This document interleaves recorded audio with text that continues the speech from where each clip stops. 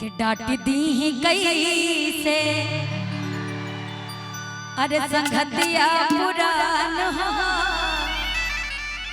अच्छा अभी मुझे दिख रहा है दोस्ती कौन कौन किया, जरा हाथ उठा के बताओ।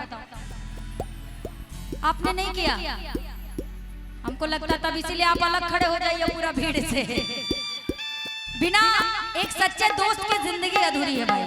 पता है जब हमको प्यार होता है ना, मन में खलबली बची रहती है कि सबसे पहले किसको बताएं, तो सबसे पहले अपना दोस्त याद आता है कि नहीं यार मैं अपने दोस्त को बताऊंगा। मम्मी पापा से बताइएगा तो तू को गोजी लगा दिया सुधर जीवा, है ना। आई इस गीत के बाद श्री देवी लोग भी आई हैं, उनको भी बुलाएंगे, है ना। हाँ अरे डांट दी ही कई से संगतिया पुरान हो, अरे संगतिया पुरान हो, देहिया हमार बाकी देहिए के जान हो। डांट दी ही कई से संगतिया पुरान हो, संगतिया पुरान हो, देहिया हमार बाकी देहिए के जान हो। डांट दी ही कई से।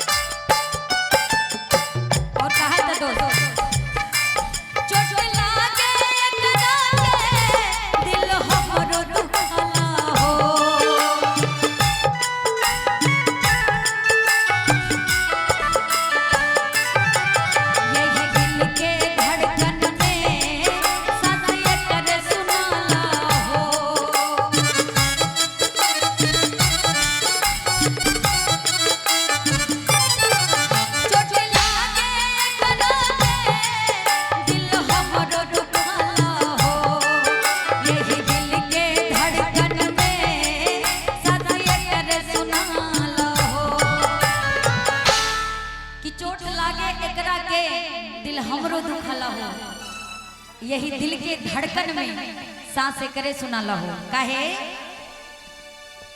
कि सुख दुख में साथ रहे, सुख दुख में साथ रहे हमारे अभिमान। सुख दुख में साथ रहे हमारे अभिमान, देहिया हमार